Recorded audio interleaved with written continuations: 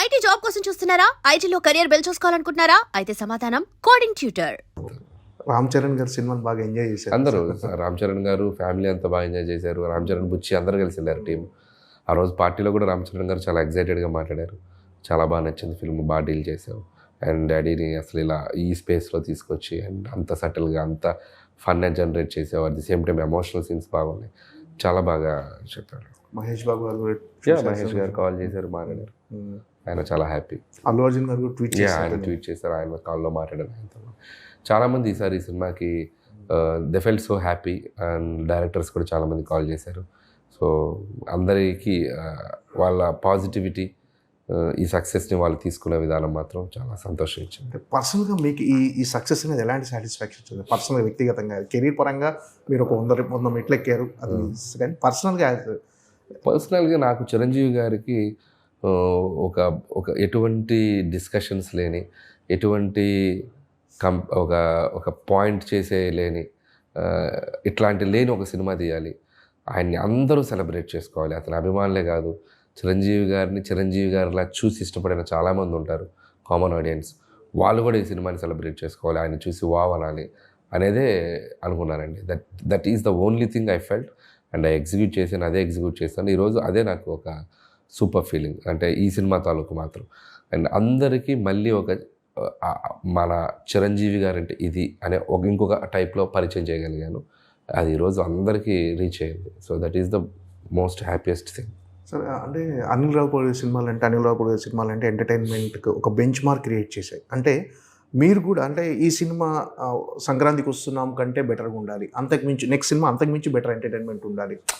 ఈ జర్నీ అంత టఫ్ అనిపిస్తుందా సార్? ఏంటి ఎప్పటికప్పుడు మళ్ళీ ఆడియన్స్ని నమ్మించడం, అంటే ఇప్పుడున్న రోజుల్లో ఆడియన్స్ నమ్మించడం చాలా టఫ్ జాబ్ సార్. అంటే వాళ్ళకి చాలా వినోద సాధనాలు ఉన్నాయి, టీవీలో కానీ సీరియల్, ఇవన్నిటిని ఓవర్కమ్ చేసి మీకు ఒక టికెట్ కొనుక్కొని థియేటర్కి వచ్చి నవ్వటం అంటే మీరు ఖచ్చితంగా చాలా హార్డ్ వర్క్ చేయాలి. ఏం సార్, టఫ్ అనిపిస్తుందా లేకపోతే ఈజీ? అంటే ఈజీ ఏం కాదు. ఇప్పుడు ఏ సినిమా అయినా, ఏ కథ అయినా, ఎవరు రాసినా కూడా చాలా టఫ్గానే ఉంటుంది. అది ఐడియా జనరేట్ అవ్వాలి, దాన్ని ఒక 2-3 నెలలు కూర్చొని దాని మీద టైం స్పెండ్ చేసి దానికి అద్భుతంగా తయారు చేయాలి. ప్రాసెస్ టఫ్గానే ఉంటుంది, బట్ ఎనర్జీ ఈజ్ పాజిటివ్గా ఉంటుంది. ఎందుకంటే ఇంతమంది ఆడియన్స్ మన సినిమాని చూసి సెలబ్రేట్ చేస్తారని ఒక ఎనర్జీ మనల్ని ముందుకు తీసుకెళ్తూ ఉంటుంది. సో ఆ ఎగ్జైట్మెంట్ వాళ్ళు ఇవ్వబట్టే మేము అద్భుతంగా పనిచేయగలుగుతున్నాను. సో క్రెడిట్ అంటే వాళ్ళకే ఇవ్వాలి నేను. సో వాళ్ళ రిసీవింగ్ లేకపోతే నా సైడ్ నుంచి వర్క్ అంత బాగా హ్యాపీగా చేయలేను నేను. సో ఆ రిసీవింగ్ ఉంది కాబట్టే సో ప్రతి సినిమా టు సినిమా నన్ను నేను మార్చుకోవడానికి, ఏదో ఇంకోలా ట్రై చేయడానికి, ఈ హీరోతో ఇలా చేద్దాం, ఆ హీరోతో ఇలా చేద్దాం, చేసినట్టే మళ్ళీ చేయొద్దు, చేసిన గెటప్పే మళ్ళీ వద్దు, చేసిన క్యారెక్టరే మళ్ళీ వద్దు, ఇలా 1-4 అనాలిసిస్ చేసుకుంటూ వెళ్తాను. ఎందుకంటే ఆడియన్స్కి సేమ్ చూపిస్తే ఆ బోర్ ఫీల్ అయ్యే ప్రమాదం ఉంది, చూపించిన సినిమానే చూపించాడనే ప్రమాదం ఉంది. సో అవి కేర్ తీసుకుంటాను. సో అందుకే ఈసారి సీక్వెల్ చేయకపోవడానికి కూడా కారణం అదే. ఎందుకంటే మళ్ళీ అవే క్యారెక్టర్స్ ఆడియన్స్కి ఇంకొక ఫ్రెష్ కథ ఏదైనా చెప్దాం అనే ఒక ఫీలింగ్లో ఉన్నాను. ఈ 9 సినిమాల్లో మీకు బాగా కష్టపడిన కథ కానీ, అంటే ఎక్కువ టైం తీసుకున్న కథ ఇది సార్? అంటే కష్టపడిన కథ అంటే ప్రతి సినిమాకి స్ట్రగుల్ ఉంటుందండి, ప్రతి సినిమాకి ఎక్కువ టైం తీసుకొని డెఫినెట్గా హీరోకి తగిన విధంగా బాడీ లాంగ్వేజ్ తగిన విధంగా అంటే కొద్దిగా భగవంత్ కేసరి అనేది కొద్దిగా కాంప్లికేటెడ్ స్క్రిప్ట్ అండి. అది చాలా డ్రామా, అందుకని ఫన్ తక్కువ, మొమెంటరీ సోషల్ కంటెంట్ ఉంది, ఒక విలన్ కాన్ఫ్లిక్ట్స్, దాంట్లో మళ్ళీ ఫ్లాష్ బ్యాక్లు, కొద్దిగా వెయిట్ ఉన్న కథ అంటే కొద్దిగా భగవంత్ కేసరి. లోడ్ ఎక్కువ ఉంటుంది ఆ కథలో. అండ్ సర్లేరు నీకెవరు, అది కూడా అంతే. ఈ 2 కథలు బాగా లోడ్ ఎక్కువ ఉన్న కథలు నేను చేసిన సినిమాలు. ఇవి 2 కొద్దిగా టఫ్ అనిపించినాయి స్క్రిప్టింగ్లో. మిగతావన్నీ lighter vein scripts, but treatment కష్టంగా ఉంటాయి. ఇవి కథ కష్టంగా ఉంటుంది, ఇవి ట్రీట్మెంట్ కష్టం. వీటికి ఉండే కష్టాలు వీటికి ఉంటాయి. వాటికి ట్రీట్మెంట్ చాలా ఈజీ, కథ క్రియేట్ చేయడం కష్టం ఉంటుంది. సో ఏ కష్టం ఆ కష్టమే, బట్ లోడ్ ఎక్కువ తీసుకుంది ఆ 2 సినిమాలు. సార్, అంటే మామూలుగా కామెడీ కథల్లో చాలామంది ఏమంటారు అంటే లాజిక్లు ఉండదు. అంటే కొన్నిసారి మన సినిమాలో కూడా కొన్ని విమర్శలు వస్తుంటాయి కొంతమంది చేసేవాళ్ళు. అంటే కథలలో కొంచెం లాజిక్ ఉంటుంది. ఇప్పుడు సీఎంని కలవడానికి ఒక ప్రోటోకాల్ ఉంటుంది, ఇప్పుడు సెంట్రల్ మినిస్టర్ కూడా ఒక ప్రోటోకాల్ ఉంటుంది. ఇలాంటివి నిజంగా అవసరమా సార్? ఒక కథలో, కామెడీ కథల్లో లాజిక్లు అనేవి ఉంటాయి. నేను ఎక్కడ లాజిక్ మిస్ అయ్యి చేయలేదండి ఈ cinema. Most of the times లాజిక్గానే ఉంటుంది, ఎక్కడ టేక్ ఇట్ ఫర్ గ్రాంటెడ్గా చేయలేదు. చాలా అథెంటిక్గానే ఉంటాయి.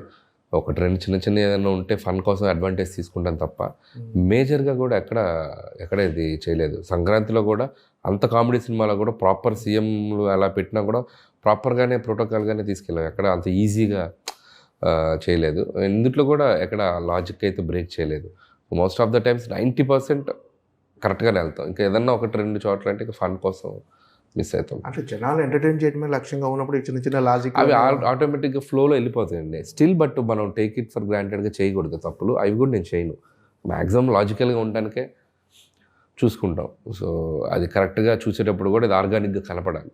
సో మనం ఇదేంటి ఇలా జరుగుద్దా, ఎట్లా వెళ్తారు అనే ఫీలింగ్ రాకూడదు. మ్యాక్సిమం అలా ఆర్గానిక్గా తీసుకెళ్తేనే అది నమ్ముతారు ఆడియన్స్.